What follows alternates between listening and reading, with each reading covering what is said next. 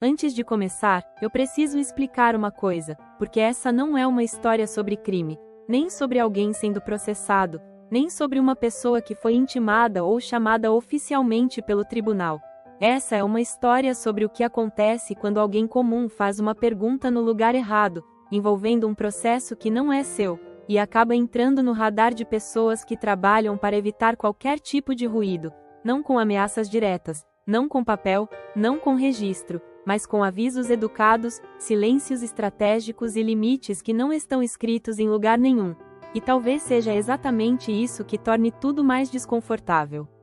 Eu vou contar o que aconteceu do jeito mais simples possível, sem exagero, porque o que mais marcou não foi um grande escândalo, foi a naturalidade com que tudo foi sendo ajustado para que eu simplesmente saísse de cena. Meu nome é Carolina, e até aquele momento eu nunca tinha passado nem perto de um tribunal, nunca tinha lidado com advogado, nunca tinha participado de processo nenhum, mas tudo mudou numa noite comum de quarta-feira, quando uma amiga me ligou pedindo um favor que parecia pequeno demais para virar problema.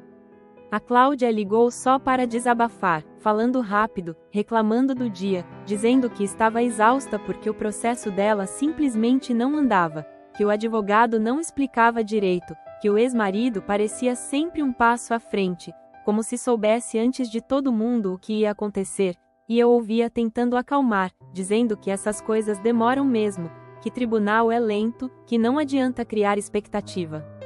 Foi no meio dessa conversa, quase sem pensar, que ela pediu um favor, dizendo que tinha ouvido falar que eu conhecia alguém que trabalhava no fórum, alguém lá de dentro, e perguntou se eu podia ao menos descobrir em que pé estava o processo, só para saber se tinha algum documento faltando, alguma coisa travando, nada ilegal, nada errado, só informação.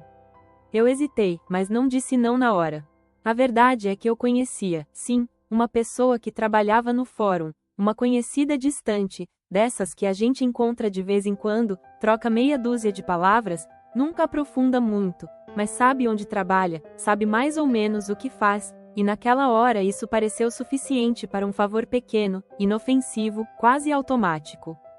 Passei a noite pensando nisso, tentando medir se estava exagerando no cuidado, porque no fundo parecia algo simples, só uma pergunta, só uma consulta, e no dia seguinte, sem avisar ninguém, mandei uma mensagem curta, educada, perguntando se ela sabia como funcionava aquele tipo de processo. Ela respondeu rápido demais, disse que sabia sim, perguntou o número do processo, perguntou quem eram as partes, e eu senti um desconforto estranho, como se a conversa tivesse avançado rápido demais para algo que eu ainda nem tinha decidido fazer direito, mas mesmo assim mandei as informações.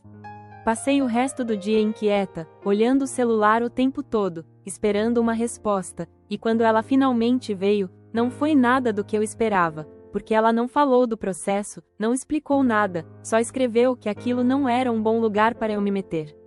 Li aquela mensagem várias vezes, tentando entender o tom, se era cuidado, se era medo, se era exagero, e antes que eu pudesse responder, outra mensagem chegou dizendo que era melhor eu esquecer aquilo, fingir que nunca tinha perguntado, porque tinha coisa ali que não aparecia nos autos. Meu coração acelerou na hora. Perguntei o que ela queria dizer com aquilo, mas a mensagem ficou só como visualizada, sem resposta, e aquele silêncio começou a me incomodar mais do que qualquer explicação, porque silêncio, quando vem de quem está dentro do sistema, nunca é vazio, ele carrega recado. No dia seguinte, recebi uma ligação de um número fixo, e um homem se apresentou com voz segura, treinada, dizendo o nome completo como quem faz isso todos os dias, e logo em seguida disse que era advogado da Cláudia, falando comigo como se aquela conversa fosse algo esperado, normal, quase protocolar.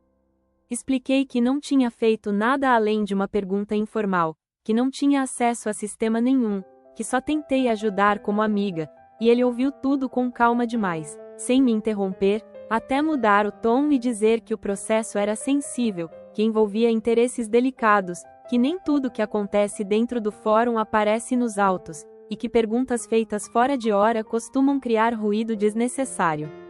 Antes de desligar, ele disse que era melhor eu não comentar aquela tentativa de ajuda com ninguém, nem com a própria Cláudia, porque dependendo de quem estivesse olhando, aquilo poderia ser interpretado de forma errada.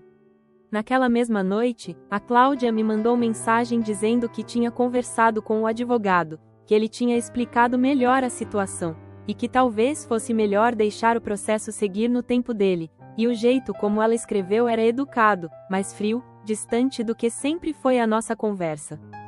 Pouco depois, recebi outra ligação, dessa vez de um celular, e o homem do outro lado não se apresentou de imediato, só disse que falava em nome da outra parte do processo, e a forma como ele falou meu nome, Carolina, com naturalidade demais, me gelou.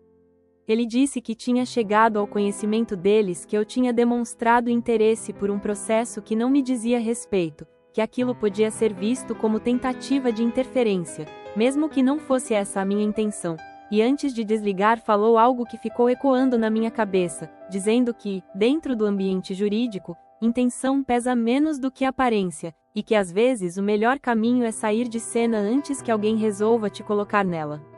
Foi ali que eu entendi que não era o tribunal, como instituição abstrata, que estava me mandando ficar quieta, eram pessoas reais, advogados, protegendo um processo que não queriam ver questionado, e fazendo isso do jeito que sabem fazer, sem papel, sem ordem, sem registro, só ajustando o comportamento de quem estava fora. Depois disso, eu tentei seguir a rotina como se nada tivesse acontecido, mas alguma coisa já tinha mudado por dentro, porque tudo passou a exigir cálculo, palavra, gesto, até pensamento, e comecei a notar pequenas coisas, como ligações que caíam antes de completar, e-mails genéricos com linguagem jurídica demais para ser coincidência. Contei tudo para o Eduardo, meu companheiro, e pela primeira vez ele não tentou minimizar, só perguntou se eu tinha certeza de que não tinha falado demais com ninguém, porque às vezes o problema não é o que a gente faz, é o que os outros acham que a gente pode fazer. Minha casa deixou de ser neutra, o barulho do portão me fazia olhar pela janela, qualquer toque no interfone me deixava alerta, e minha relação com a Cláudia mudou de vez, porque as mensagens ficaram raras, cuidadosas demais, como se alguém estivesse orientando cada palavra. Algumas semanas depois, ela mandou uma mensagem curta dizendo que o processo tinha avançado, que uma decisão estava próxima, e naquele mesmo dia recebi outra ligação do escritório de advocacia dizendo que estavam reorganizando a condução do caso, que algumas pessoas tinham sido orientadas a manter distância para evitar ruído, e que aquilo era o melhor para todos, inclusive para mim. Ele disse que, se eu seguisse com a minha vida normalmente, tudo ficaria exatamente como estava, sem desgaste, sem exposição, sem consequências desnecessárias, e ali eu entendi que aquilo não era acordo, era contenção, era o sistema fechando a porta com cuidado para não fazer barulho. Depois disso, comecei a pagar um preço invisível, evitando comentários, evitando perguntas, evitando até opiniões, porque o recado tinha funcionado melhor do que qualquer ameaça explícita, eu já estava me policiando sozinha. Quando a decisão saiu, a Cláudia me mandou um texto frio, técnico, quase copiado, dizendo que o juiz tinha acolhido os pedidos principais, e não havia comemoração nem revolta, só cansaço, e eu entendi que algo tinha sido perdido ali que não aparecia na sentença. Teve um momento em que pensei em falar, em denunciar, em procurar algum órgão, mas quanto mais eu pesquisava, mais entendia como tudo era feito para parecer acessível e funcionar distante. E o Eduardo disse algo simples, mas real, que falar não significa ser ouvida, e que às vezes o custo de levantar a voz é maior do que aprender a conviver com o que aconteceu. Com o tempo, fui entendendo que aquela experiência tinha me deixado mais lúcida, não mais revoltada, entendendo que o sistema funciona melhor quando ninguém de fora tenta encostar nas engrenagens, e que quem faz isso acaba sendo empurrado para fora com educação. Hoje, quando alguém me pede ajuda com algo que envolve processo, tribunal, advogado, eu escuto, acolho, mas paro antes da linha que um dia eu atravessei sem perceber, porque aprendi que boa intenção não protege ninguém quando esbarra em interesse que não quer ser tocado. Essa história nunca virou denúncia, nunca virou notícia, nunca virou processo, mas virou limite, e talvez essa seja a parte mais dura de aceitar. Perceber que às vezes o sistema não precisa te punir, ele só precisa te ensinar onde é o seu lugar.